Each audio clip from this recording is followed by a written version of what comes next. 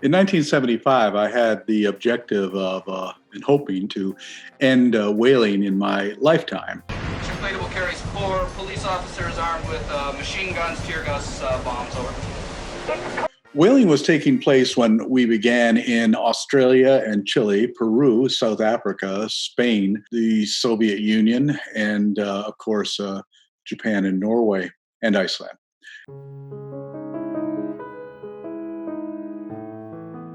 Well, I began as I was one of the co-founders of Greenpeace originally, and in '76 I had an experience which really changed my direction, and that was that we were blocking a Soviet whaling vessel when they fired over our heads, hit one of the whales, and a dying whale actually turned and attacked my small boat and came right up out of the water, and the next move was to come forward and just crush us. And as his head came out of the water and I looked into his eye, I saw something there that really changed my life.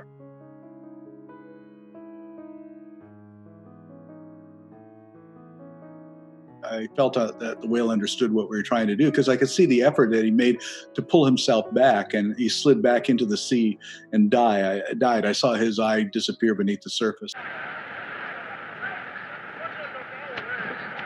Amid the noise, work, and stench of flensing, no one remembers that the sperm has the largest brain of any animal, that it probably dives deeper than any other mammal, that it leads a complex social life of which we know very little so far. I said to myself at the time, why are they killing these whales? You don't eat sperm whales. They were killed for oil. One of the major demands by the Soviet Union for spermaceti oil was for lubricating intercontinental ballistic missiles. So I said to myself, here we are killing this beautiful, intelligent, self-aware, sentient creature for the purpose of making a weapon meant for the mass extermination of human beings. And it struck me, we're insane. We're absolutely insane to be doing this. But when I left Greenpeace and set up Sea Shepherd, it was specifically because Sea Shepherd is not a protest organization, whereas Greenpeace is. I wanted an interventionist approach. And I established this tactic of what I call aggressive nonviolence, that we're going to be aggressive in our pursuit and intervening, but we're not going to hurt anybody, and we never have. Remove yourself from these waters. You're in violation of international conservation regulations. We're acting in accordance with the United Nations World Charter for Nature and implementing these regulations.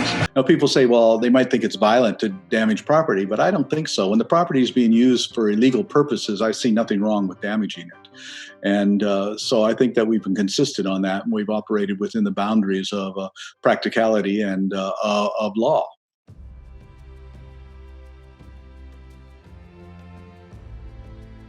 So the situation has certainly changed dramatically over the last 40 years.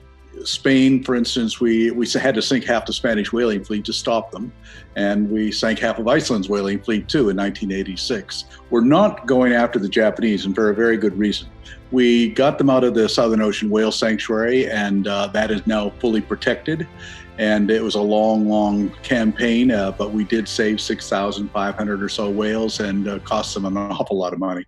And now they're whaling in their own territorial waters. Now, the problem is we can't really physically intervene there, and we don't really want to, because who would really want us to do that is the Japanese government. They would love for us to intervene because that would stir up all this nationalistic fervor again. But whaling is dying in Japan, and I don't think it'll last another 5 years. They're spending $50 million a year to subsidize this, and that just cannot continue to go on.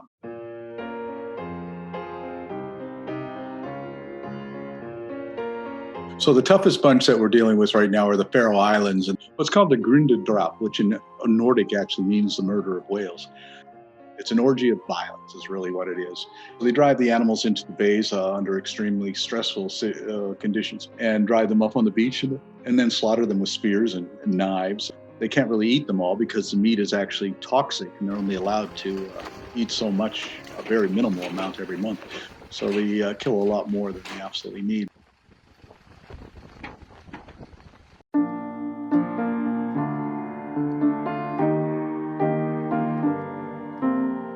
I don't really think about the future. I mean, really, we will survive if our species wants to survive. And that's only going to happen if we learn to live in harmony with all other species and learn to live within the context of the basic laws of ecology, to understand the importance of diversity, interdependence, and finite resources. We're in the Anthropocene right now, the sixth major extinction event that this planet has undergone, and we're responsible as a species for it. But when I look at the history of mass extinction events over the age of the Earth, Permian extinction wiped out 97% of everything. What did they all have in common? 18 to 20 million years for a full recovery. So no matter what we do, 18 to 20 million years from now, this will be a really beautiful planet once more, and we won't be here. But, this is not about saving the planet Earth. This is about saving ourselves from ourselves. That's how I look at it.